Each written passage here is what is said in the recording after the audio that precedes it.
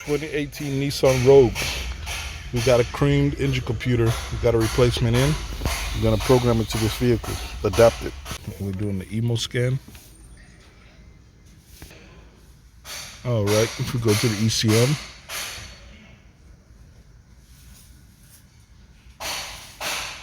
and as you can see, our codes, P161F. Okay. All right, guys, I cut out some parts on the ECM adaptation, but you definitely want to watch this whole video. Some big secrets coming up. And we still got the security light back on, so we got to check that.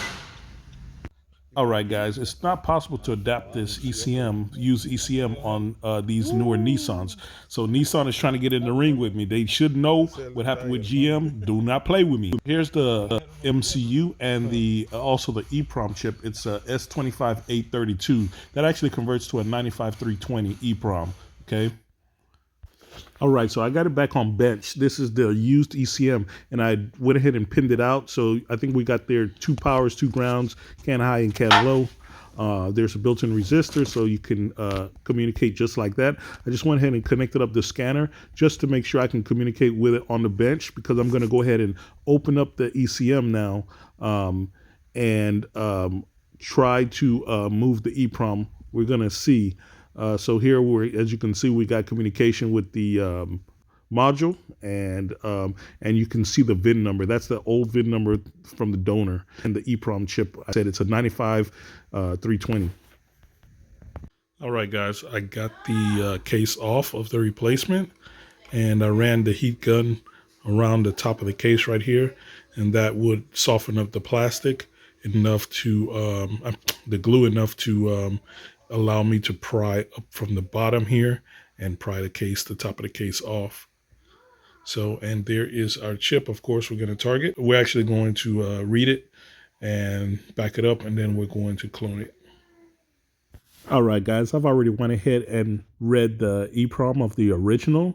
So the video is going to continue from there. Definitely check out my advanced EEPROM read it in circuit video, guys. A lot of good details on there. So check it out. And if you don't have it already, definitely head over to our website and pick up your replacement clip reader. This is push pin style. So it basically solves all the headaches you would have with the actual clip. As you can see, the pins go in and out. So this is far superior to the regular clip. So like I said, definitely go ahead, head over to our website, globalcommerceca.com, pick yours up today, guys. Man, I got to show you guys this. Look at this. This is from one of the members on the channel. Actually, he told me he is the #1 subscriber member on this channel. He says he's watched every video, and he watches every video as soon as they drop, you know? So he he's actually very smart as well. He's taken all my advice. He's went to our website, globalcommerceca.com. He's bought the OBD Star P50, DC706, everything, okay? This guy, he's bought the Jaguar kit. He's bought everything. He is making money, man. Let me tell you something.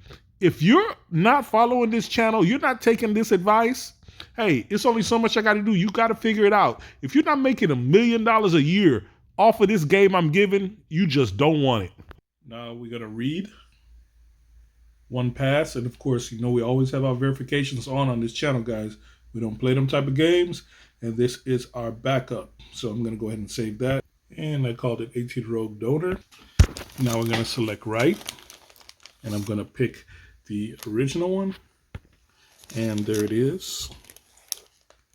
And I tell it, okay. Right, moment of truth. We got it pinned out. Now we're going to go engine.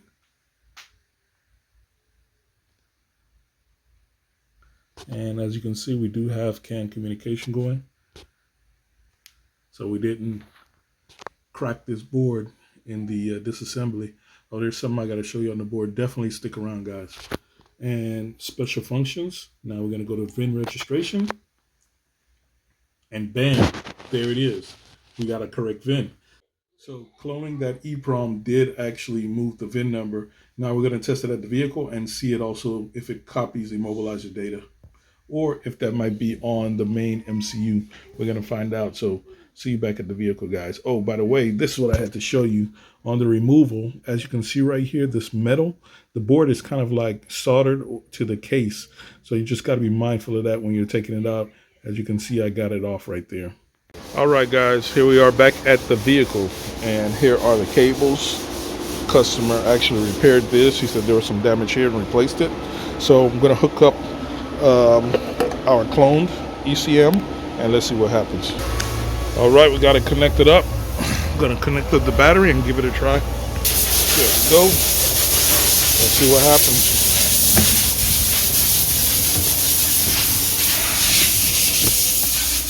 Here's the pieces of the old one. All right, I got the key. It's a normal key. He did tell me that he thinks the key is not programmed, but so it's probably not going to start either. And of course, there's no crank, so I got to possibly program this key. Let me connect the scanner now. All right, had to put the booster on it. All right, let's go to emo. I'm gonna pick Nissan. Tell it auto. You got the ignition on. It's a normal key. Okay, as you can see, we do have our correct VIN on this vehicle, guys. Let's do a emo scan. Let's see if this was a success.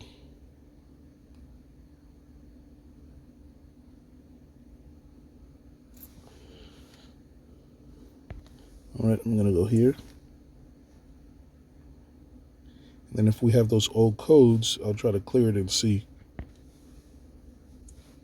They're current, so we might have to do the other chip.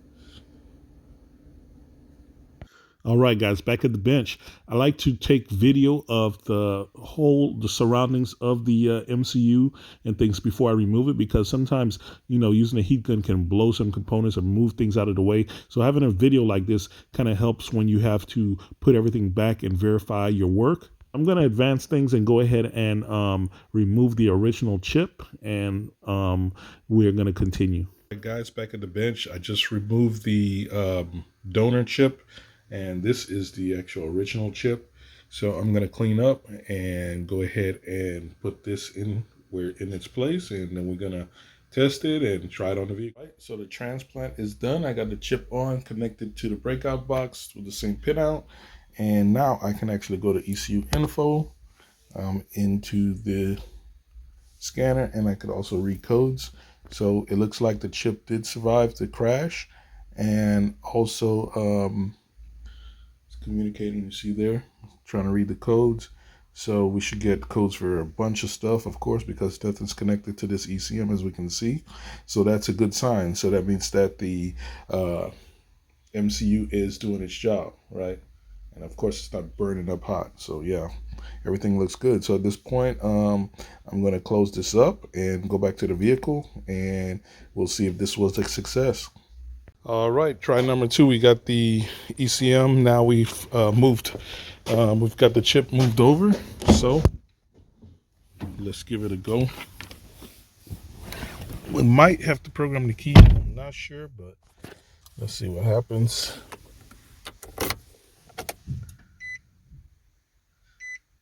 That's a good sign.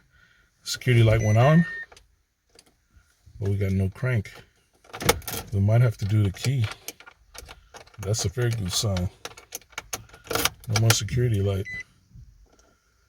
So let's check for codes. Let's see what's going on. All right, so I'm into the did an emo scan, and check this out. So this, in some occasions, will cause a no start. So I'm going to check on that TCM. I'm not sure if this is the original one. I believe he said it is, the customer. So I'm going to check on that, because let me go over to the live data, as a matter of fact. All right, so I'm in the live data of the IPDM. If you look at the ignition switch and look at the request, engine start request, and I just turned the key, and you see we got the switch on, but we never get a start request. And also, you see that the pump activation from the BCM. So we need to check other sources to see why it's not doing a request. Okay, since the TCM was offline, I went to check the fuses here in the IPDM, and also down here, there's a little fuse box here under the driver's side headlight. They were fine. So I came to the connector to double check, and let me show you something.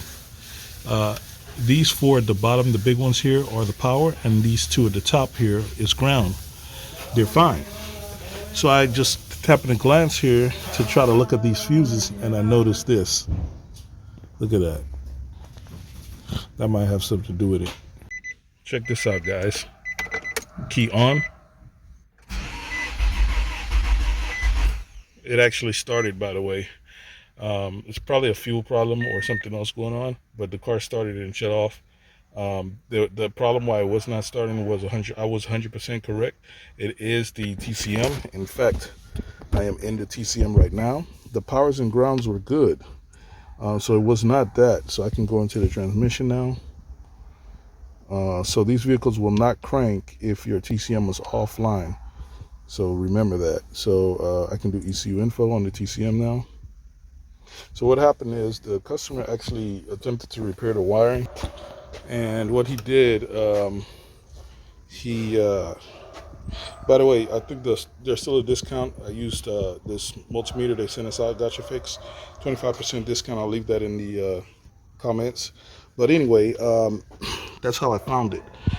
At the TCM, there's a data communication pink and blue, and it's a twisted pair. In fact, you can see it runs, I believe, through here somewhere. Yeah, in fact, I can see it right there. Let's see if you can see it in there. You see that pink and blue down there? That's where it runs. The ECM also has one on this connector that goes here. Anyway, the easiest one I could find to tap in was at the IPDM, and as you can see, it's twisted there as well, the blue. So I hit the blue, and I just did a temporary link like that, and that restored connectivity on that. I believe that's the CAN high, and now I got communication, and the vehicle started. So bottom line is, the customer said he's going to fix that himself. This process worked. It was a success. Brain transplant completed. Click that thumbs up button if you haven't already. Like and subscribe, and I'll see you on the next one, boys. All right, guys, got some more info for you coming up on the TCMs. Important to note, there's a different variant of the TCM that can have the CAN bus wiring in a different location. But there's more information I got coming on these Nissans and the TCMs, and basically cloning and moving over data. Nissan thinks they're going to try to get with me right now. They don't want to get in this ring with me right now, because just go back on this channel and see what happens, man. Anyway, if you didn't notice, now you know. And knowing is half the battle. Here's the connector again. These are the four power, and these are the two grounds up here. And the data communication, I believe CAN low is 23 and 33 is above it. So as you can see, that'll be 21, 22, and then 23 is populated. So 21 and 22 are unpopulated, and then 23 is populated, which is CAN low, and the other one, which is the blue cable, which is not responding, is the one that's damaged, right?